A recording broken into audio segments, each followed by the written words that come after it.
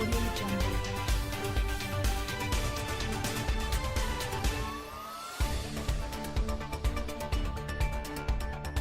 U.S. royal journalist Kinsey Schofield appeared on GB News and told host Mark Dolan the Sussexes were seeing their popularity fall in the U.S. as she said the public was getting fed up with their complaining. But when asked if Piers Morgan and Meghan Markle were generally liked in the States amid the recent Ofcom ruling, Ms. Schofield explained the two were divisive but offered advice to Mr. Morgan on how to now move on from the ruling.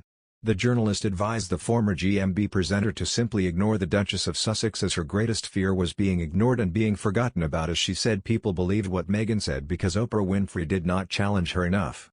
Back in March, Mr. Morgan departed from Good Morning Britain following the huge backlash he received after questioning the legitimacy of Meghan Markle's claims during the Oprah Winfrey interview. The day after the interview aired, Mr. Morgan rejected Meghan's mental health worries, stating he did not believe a word she said and said her attacks on the royal family were contemptible. A record 58,000 complaints were then sent to Ofcom, with one reportedly from the Duchess of Sussex herself.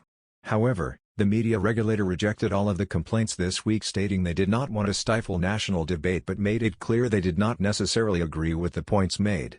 Mr. Dolan invited Ms. Schofield to give her assessment of how the two are seen in the U.S. She said, "You know, Piers is such a character here in the States, there's a love-slash-hate relationship with him, he's very polarizing.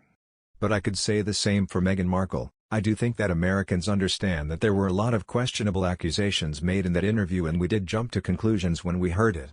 There was no pushback from Oprah Winfrey during that interview, so obviously we all consumed it as truth. It's kind of unfolded and we've realized, maybe that's a bit of a fib. But, I would tell you if I were Piers Morgan, I think that he's got something's cooking and he's about to announce something and he's going to have another platform. If I were in his position, I would not give a single second to Meghan Markle if you want to crush this woman. You don't talk about her because her greatest fear is to be irrelevant. And I know that it keeps him in the papers, but I almost think that it would hurt her more if he would just pretend that she was non-existent." Accusations made by Meghan during her interview with Oprah Winfrey began to unravel when the sit-down eventually aired in the UK. Meghan claimed she and Harry were married 3 days before the public ceremony on May 19 during a private event in their garden. However, the Sun newspaper revealed the official wedding documents showed May 19 was the actual day they got married, with the Archbishop of Canterbury coming out to defend himself, stating if he had carried out the private wedding it would be illegal. Meghan also suggested Archie was denied a title, but the 1917 letters patent from George V states he would not be given a title until Prince Charles ascends the throne. Mr. Morgan left Good Morning Britain earlier this year, which saw him clash with weatherman Alex Beresford over Meghan. The journalist was given the option of leaving or apologizing, with Mr. Morgan choosing to leave. When Ofcom did not uphold the thousands of complaints against him, Mr. Morgan said he was delighted and that it was a huge blow to Princess Pinocchio. "It's official, the boundaries of free speech in this country will not be decided by a duchess and a dame." Meghan, Duchess of Sussex, demanded Piers Morgan's insolent head on a recyclable, fully sustainable stick for daring to doubt the controversial claims she made to Oprah Winfrey about the royal family. Dame Caroline McCall, ITV's chief executive, cravenly obeyed Meghan's command. Piers quit his job. Meghan silenced her leading critic. And Dame Caroline got a quiet life, although ITV's breakfast show hemorrhaged viewers after Piers left. But now media regulator Ofcom has officially cleared the mouthy presenter on the grounds of freedom of expression. And the landmark ruling matters because it declares that journalists are still allowed to speak truth to power. It establishes that even controversial subjects such as racism, sexism and mental health cannot cancel rational debate, or someone's right to see things another way. And it shows that we are all entitled to our truth, not just the rich and powerful. In their explosive interview with Oprah, Harry and Meghan launched the most devastating assault on the royal family since the Luftwaffe dropped bombs on Buckingham Palace in September 1940. The Oprah interview did far more damage. The royal family were accused of racism, sexism and coercive control.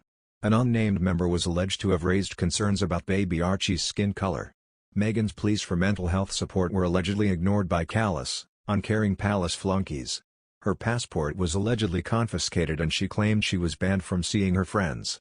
What made this litany of grievance so corrosive is that none of it was questioned by Oprah Winfrey, not even obvious dosh like the claim Harry and Meghan were secretly married with only their organic chickens as witnesses. Every poisonous syllable, every incendiary claim, was meekly accepted as gospel truth by gullible Oprah. But not by Piers.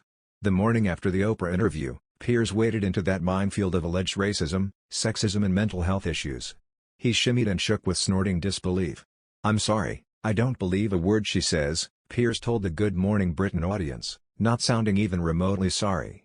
"I wouldn't believe her if she read me a weather report. The fact she has expressed an onslaught against our royal family is contemptible.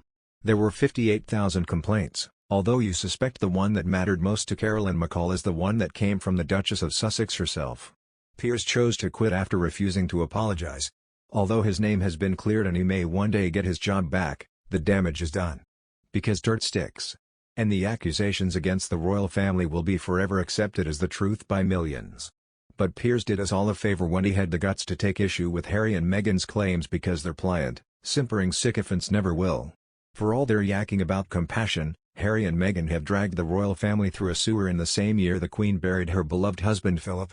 As this caring couple bleat their complaints in their California mansion, I wonder if they ever give a passing thought to the health and happiness of our 95-year-old monarch. Harry and Meghan should save some of their famous compassion for her.